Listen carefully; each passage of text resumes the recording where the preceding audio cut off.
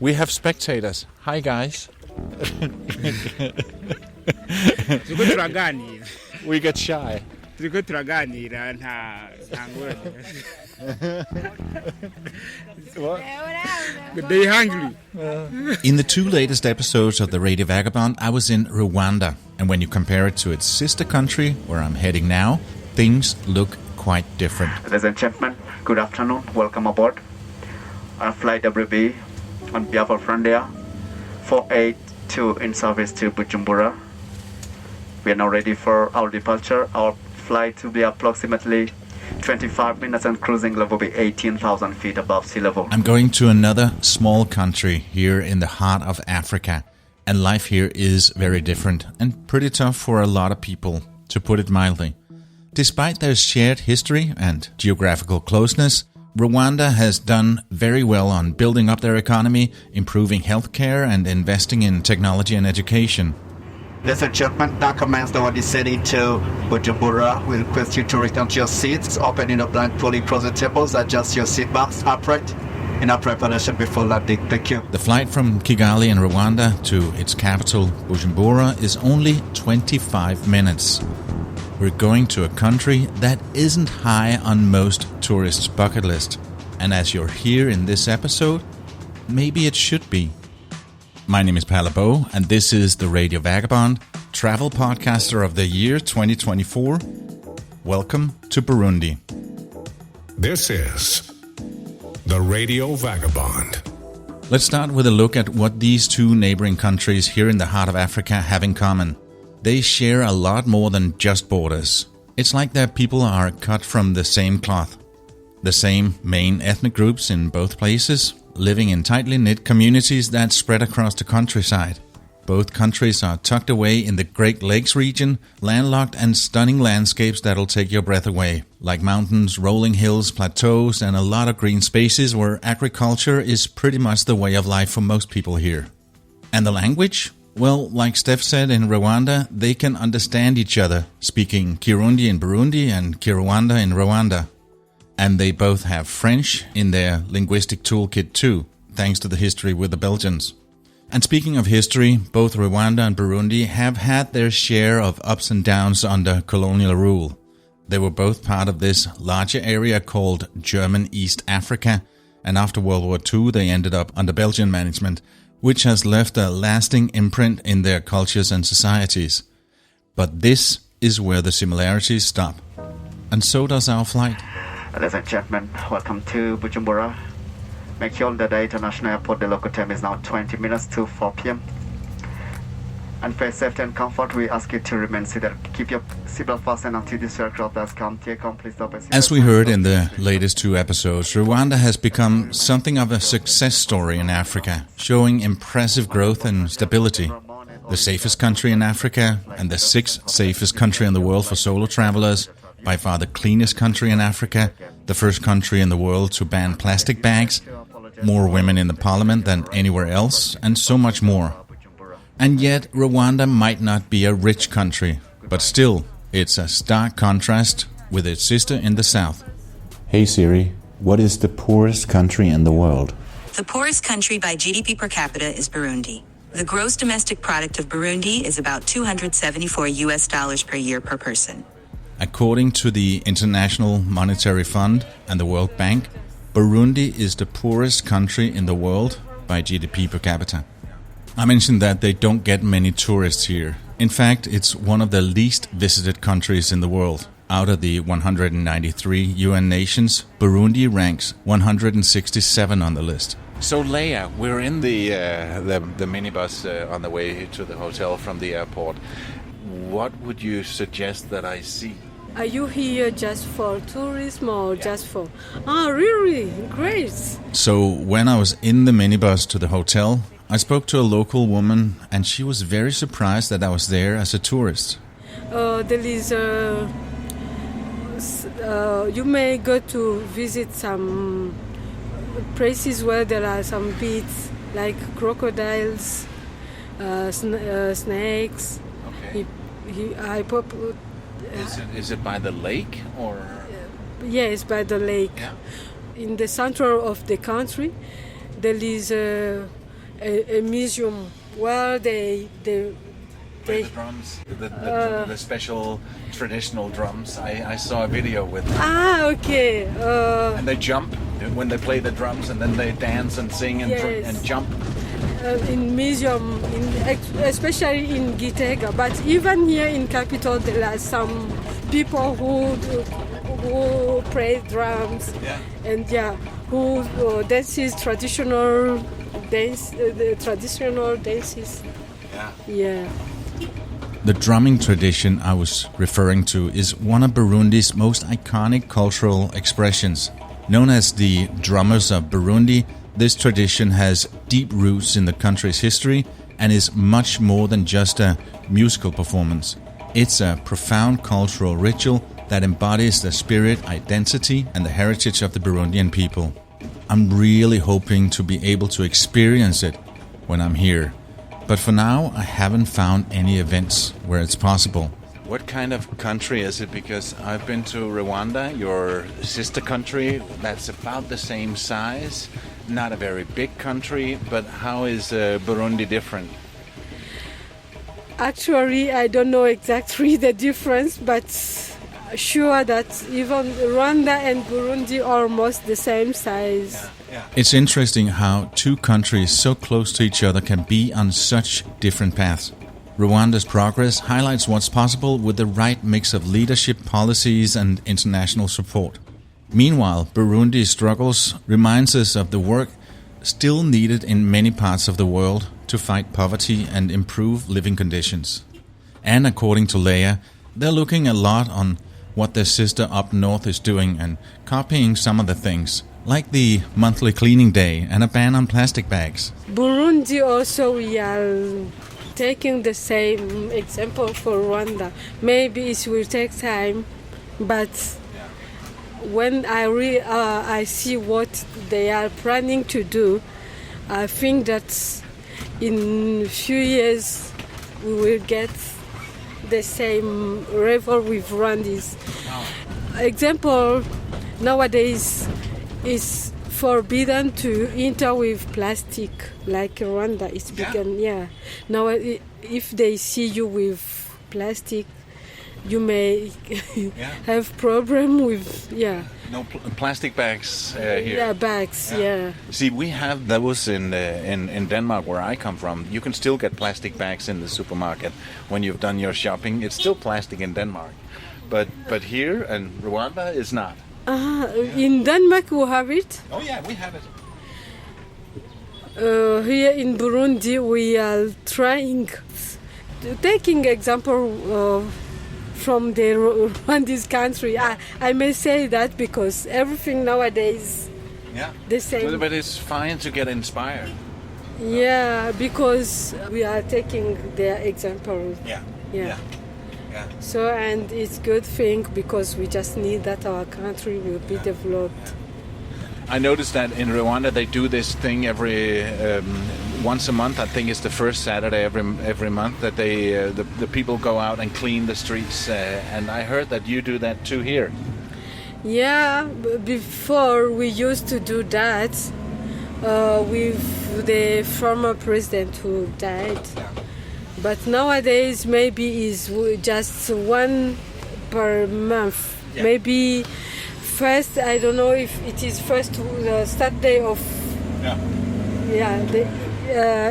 the first Saturday of the month or the last Saturday of the month. Before we all Saturdays it was just cleaning the city. And people participate. People really do that.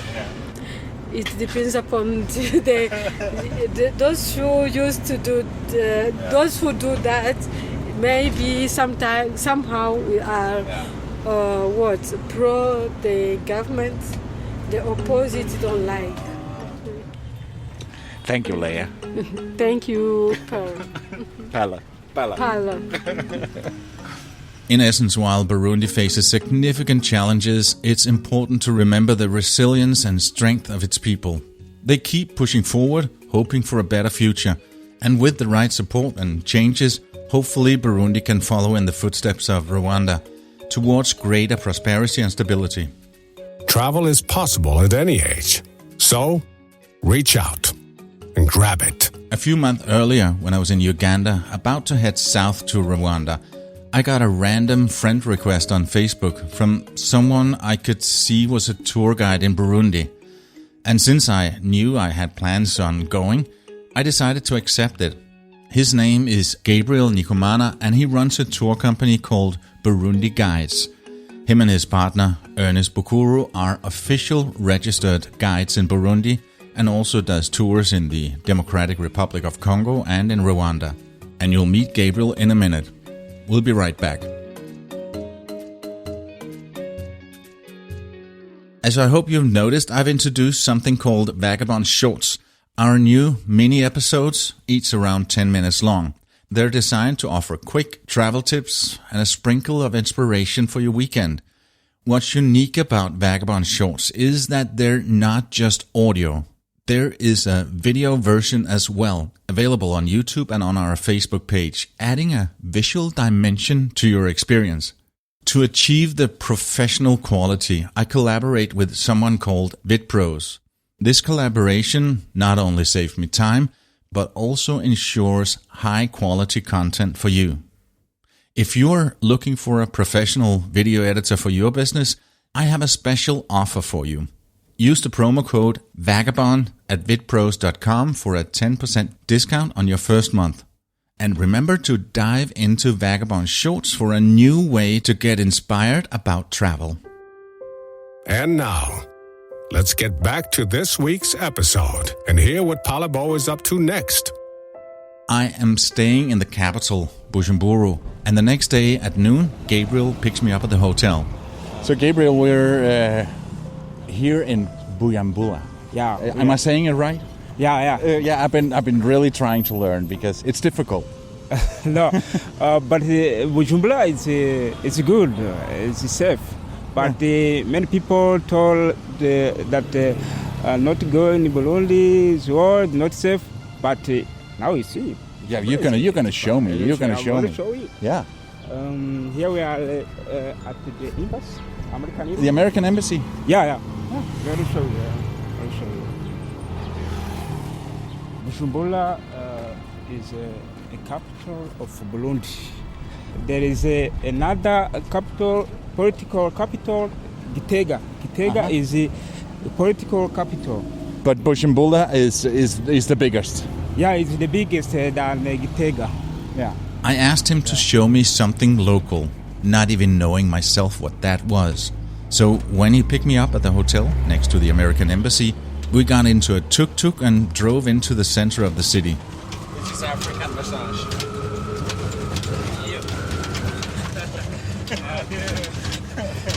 Not too good. But it's not like in Congo. Congo, the road is very, very bad. Oh, okay. Yeah. It was less than 75 cents for a 15-minute drive.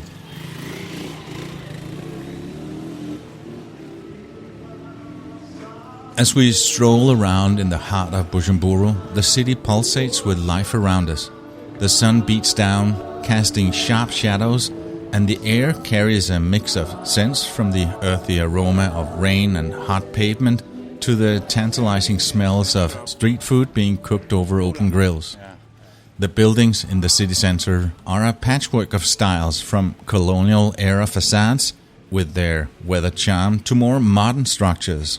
Some buildings wear their history on their peeling paint, while others stand boldly in brighter colors, each telling a story of Bujumbura's past and present. Sidewalk markets line the streets, vibrant with activity. Women, the backbone of these markets, sit surrounded by mountains of fresh fruit and vegetables, textiles and handmade crafts. No. Okay. What was that? He say he wanted money. money. Their skilled hands move quickly, sorting produce as they keep a watchful eye on potential customers. Their traditional dresses, bright and colorful, add to the kaleidoscope of colors around us. The streets are alive with sounds of the city. Car horns blare in the middle of the hum of conversations, and the Occasional shout of vendors. Walking through the center, I'm in a world that's both foreign and familiar. It's a place of contrasts, where tradition meets modernity and every corner offers a new discovery. It's rare that I come to a country that's smaller than my country. Denmark is very, very small. Is it small? But Burundi is smaller. Yeah. But you got more people. We have 5.5 million in Denmark, and you have a lot more. Here we are on 12 million. 12 million, yeah. Yeah. I think I saw some place that it's one of the most, if not the most, densely populated country in Africa. Yeah. The latest population number for Burundi is actually 13.2 million people right now, but that number might be higher pretty soon. The country has a growing rate of 2.87%, making it one of the fastest growing countries in the world. So Burundi could also face overpopulation in the future. On our 30-minute walk, I noticed that I looked different. In fact, during my entire stay in Burundi, I didn't see a single other face in the same color as mine. And the locals are very aware that I look different. I stick out like a sore thumb. As we make our way through the crowds, I catch the curious gaze of children. Unlike the adults, they stare openly, some with shy smiles, others with a mix of amusement and wonder in their eyes. I'm the oddity here, a white man in a sea of faces not used to seeing someone like me. Their innocent stares remind me of the vast world we live in, filled with diverse people and stories. And there were many kids in the streets, in the middle of a school day. So it's only like 12:30. Do they only go to school before noon, or are they going back to school? Yeah, they go before noon and the afternoon. Okay. So it's the lunch break. Yeah. And right in the middle of an intersection. I trust you. Yeah. You know what you're doing? Yeah. Gabriel suggests that we go for lunch in the fanciest hotel in the city, but that's not what I'm here for. So I say, no, let's have lunch where you would have lunch. Something local. Not some upscale place for rich tourists. I heard so many good things about the Burundian food. We ended up in a place that looked more like a small warehouse than a restaurant. Around 50 local people were sitting on plastic chairs having a quick lunch before going back to work. So this is a typical Burundian restaurant? Yeah. Very local. Yeah. And it's kind of a buffet thing here. Other local food are finished. You can look at the place. But the price is not the same. Here in the town it's different. Is it better? Really? Yeah. The Burundian cuisine is delicious. Here you can find local food. One of the most striking features of the Burundian cuisine is the reliance on fresh, locally sourced ingredients. Most of the food is harvested in the fields and immediately used in cooking, ensuring a high level of freshness and nutrition. They have different local food, like beans, potato, banana, sweet potato, legume. You decide what's good. Yeah. So Gabriel, tell me about this place we're in right now. Yeah. Okay. Here we are in the center of Bujumbura. We are in the restaurant. The restaurant where we can find the local food. There are many food we cultivate here in Burundi. Yeah. We're now in this place where all the locals are eating, sitting on two plastic chairs, and you spoke to the waitress before, and I said, you order what you think I should have. I have no idea where I'm getting. So what did you decide on? Yeah, okay. Because me, I am here. I know every food we have here in Burundi. That's why I decided to order what kind of food is tasteful than the other.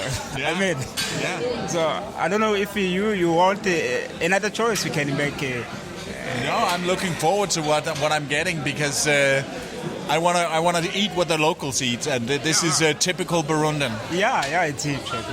Given its proximity to Lake Tanganyika, fish is a significant part of the diet in Burundi. Meat, on the other hand, is something that's not that common because of economic reasons. And due to its fertile land, Burundi is rich in fruit production. Papayas, bananas, plantains, sweet potatoes, beans, maize, mangoes, avocados, and pineapples are common and eaten fresh or used in cooking. So, can you explain what's on my plate? It's the beans. The beans, Yeah, and this is colocas. And over here? The vegetables, legume. Yeah. When we're in the restaurant, I said to Gabriel that he could choose what to order. And we got more food that we could eat. It was tasty and very cheap.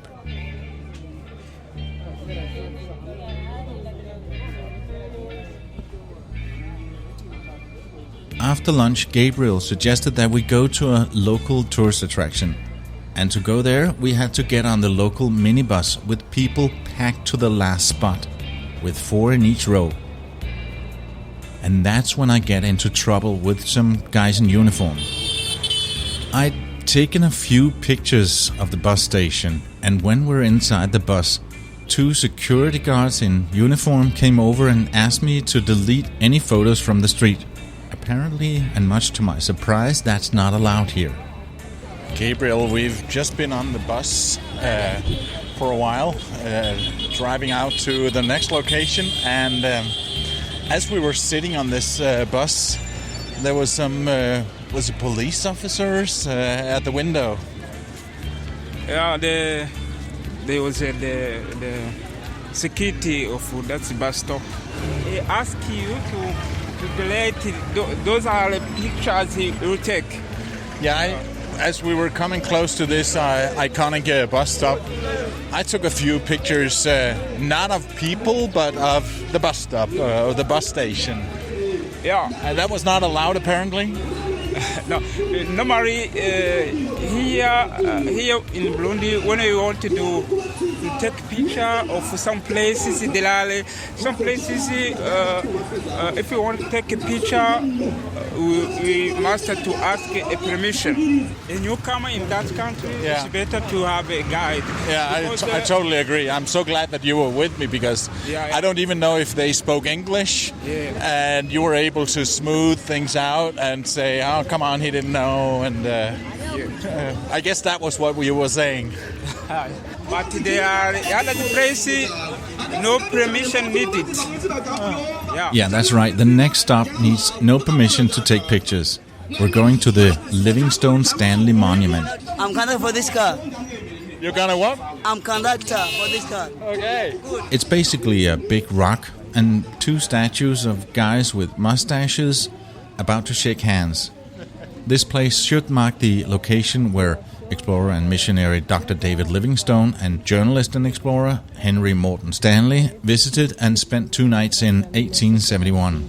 That stone is weight 10 tons. Oh, wow. That's a big stone. Yeah. That's a big rock. So David Livingstone, he was traveling around Africa, and Henry Morton Stanley. He was a journalist from on a mission from the New York Herald to go find him. Yeah, he came to find him. Yeah. But this was not the spot where they met, was it? Where they said the word Dr. Livingstone, I presume. That was not here. That was in Tanzania. Yeah. No, this is not the location of the famous first meeting of Livingstone and Stanley took place.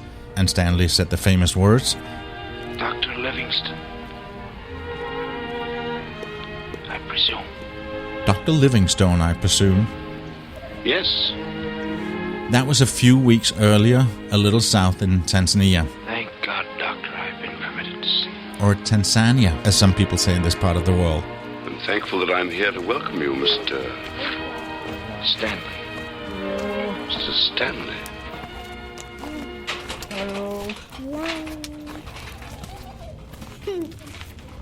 Again, I notice wonderful kids eyeballing me, and 7 to 10 kids are following us.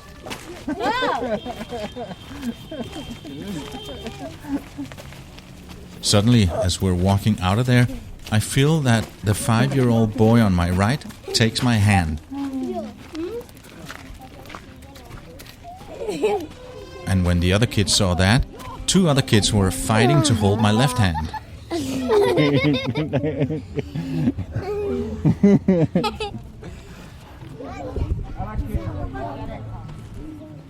I wanted to see that Lake Tanganyika because I heard it's an impressive natural wonder, famous for being the world's second deepest and the second largest freshwater lake by volume, as well as the longest, stretching across 4 countries: Burundi, the Democratic Republic of Congo, Tanzania and Zambia. It's a vital resource for millions living along its shores. The lake is a biodiversity hotspot, especially famous for its unique species of cichlid fish, many of which are found nowhere else on Earth. This makes it a critical site for both conservation and scientific research. But the lake faces environmental challenges like overfishing and pollution, which is a threat for its delicate ecosystem and the livelihood of local communities dependent on its waters. As we needed to go down some dirt roads to get to the lake, Gabriel said, "Let's get a moto." And we found 2 guys on motorcycles to take us to a small, idyllic fisherman's village.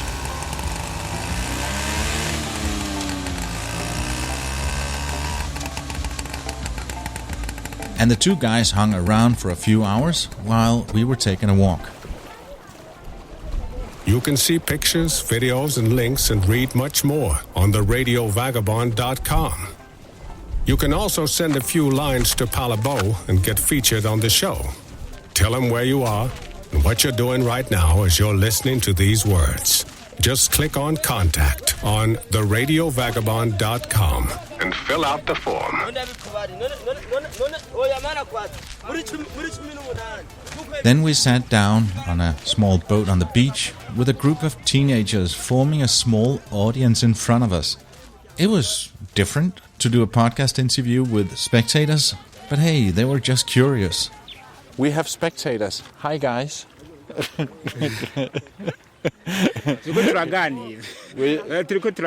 don't need audience.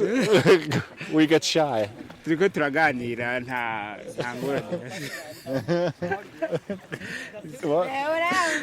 hungry. Okay.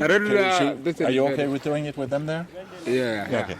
So we made it to the lake, and it's so nice, peaceful, and quiet here. There are some kids playing here. Right over there, a lot of kids are swimming back there. There are some playing basketball. It seems like, and it's around 4 o'clock in the afternoon. It seems like a quiet time for now, but they work during the night, right? Yeah. As I told you, on day they not to fish. He sleep at night. At the time when he go to fish. Yeah. Is it all night or just a few hours? No, it's all night. He go at 7 p.m. and he come in the morning. Mm-hmm. Yeah. We've had a most amazing day here. We started in a tuk-tuk, then we walked around through the city, got some authentic lunch, and got on the little local bus, really crammed in the bus. Had an argument with the security guards because I was taking photos.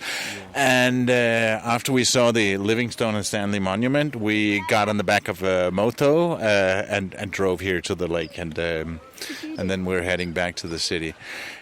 All this day, I haven't seen many tourists. Yeah. No many tourists. Burundi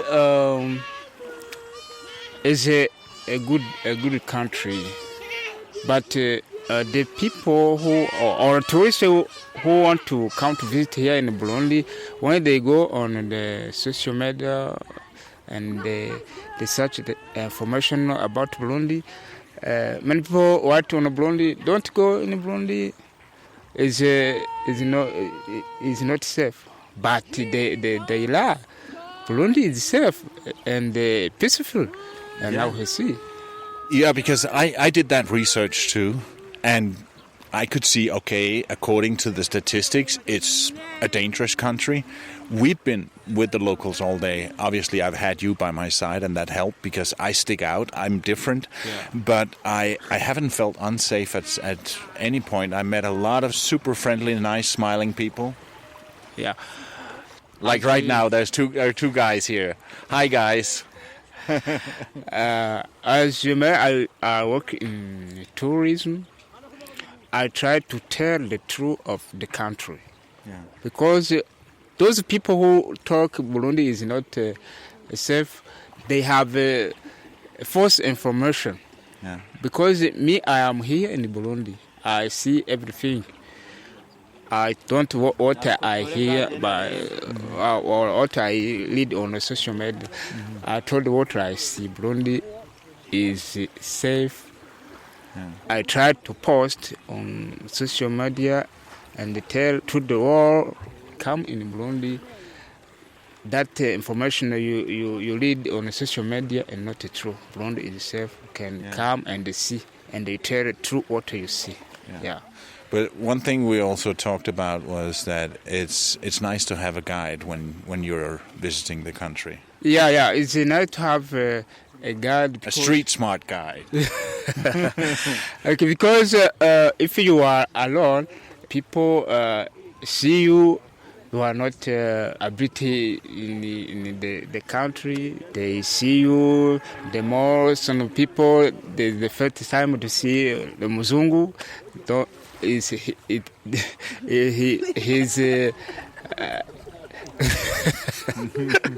but if you have a guide, the guide talk about you and no problem, you go, no problem. According to travelriskmap.com, it's not a very safe country. But no, I didn't feel unsafe at any point. As I mentioned, it helps having a local street smart guide like Gabriel from Burundi Guides. Still, not many people decide to go to Burundi. But you should. It offers a lot. So, apart from the city and the beautiful lake where we are right now, what should people look for when they get here? Burundi is a good country, the heart of Africa. You have many things.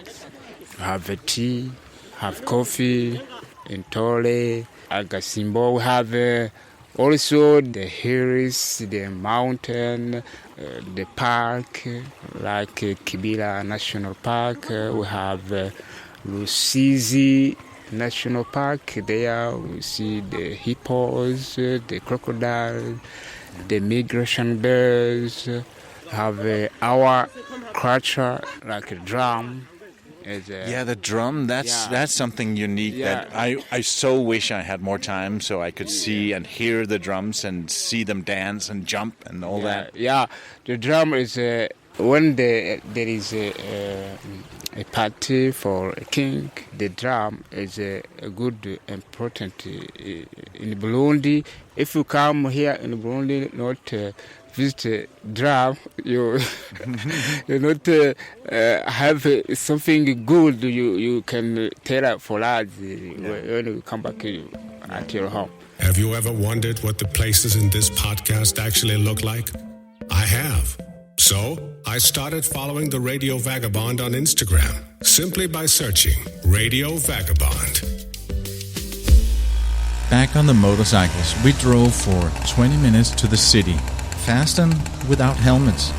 I had an adrenaline shot as my driver was overtaking a big truck and zigzagging in and out of traffic, constantly blowing the horn. And I mean constantly. And by the way, being on a phone call at the same time without a headset. But the afternoon ended up on a high. You've heard me talking about the famous Burundi drumming tradition. And as I only had so little time in the country, I've kind of gotten to terms with it not happening. But then we randomly walked past a group of traditional Burundian drummers practicing their show.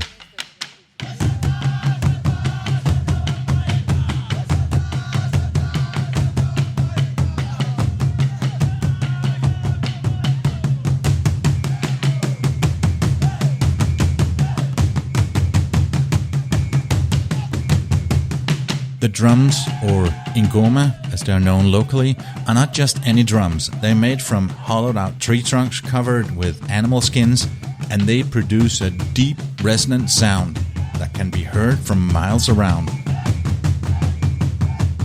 The act of drumming is not merely about creating rhythm. It's a form of communication, a way to celebrate, and a means to bring communities together.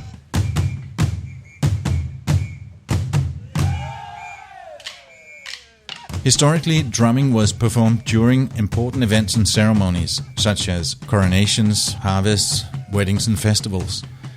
Back in the day, they were also a way to summon people to meetings or alert them to important news. The drummers, who are highly respected in the Burundian society, perform in a group, each playing a specific role, with the lead drummer setting the pace and rhythm. Okay. So, what's your name? My name is Desire. Desire. Yeah, I'm president of the group.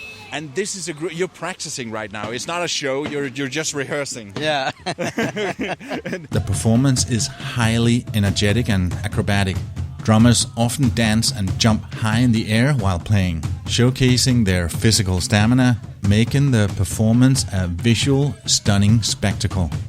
The choreography is precise, with each moment and beat having significance, contributing to the narrative and emotion of the performance.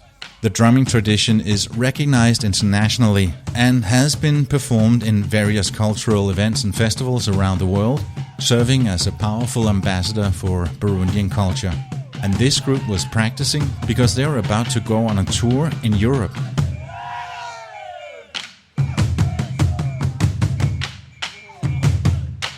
I am so glad I got to see it, with an exclusive audience of only 2 people. Just me and Gabriel. I have a few more words from Gabriel with some exciting news at the end, so make sure that you stick around. First, I need to mention that this episode is supported in part by Hotels25.com. It's where you can find a good place to stay at a very good price, and now you can also find your next flight to go to that place. Hotels25.com.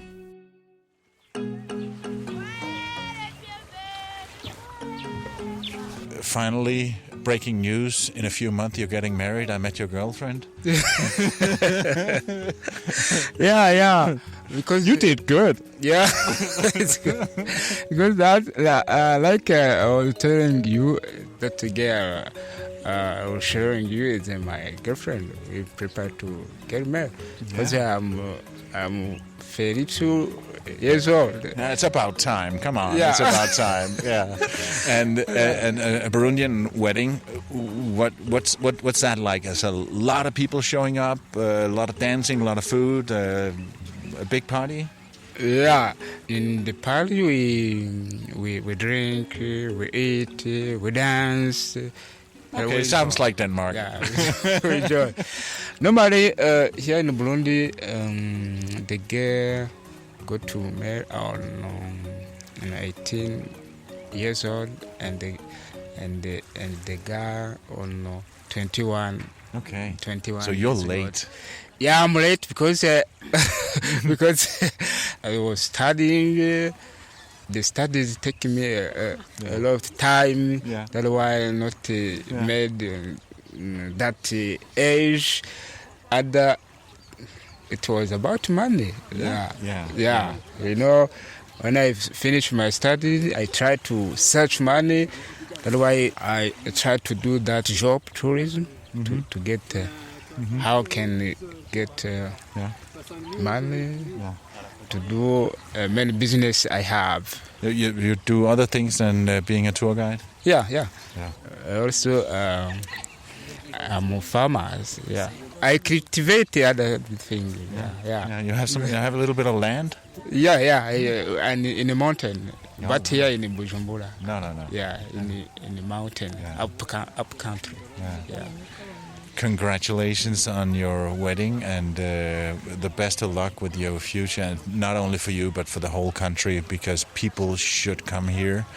For one thing, it's so beautiful, the people are friendly, the food is amazing, and the country needs the money. So come to Burundi. It's not as dangerous as people think. Yeah, it's not dangerous. Come in Burundi. Burundi is nice. It's easy to enter. Yeah. Get your visa easily, no problem. Yeah. Burundi is safe, is peaceful. Come and see. Yeah. Burundi is okay. And when people get here, how do they find you? I have a website. I post on Instagram, on Facebook, on LinkedIn, on Twitter. Yeah.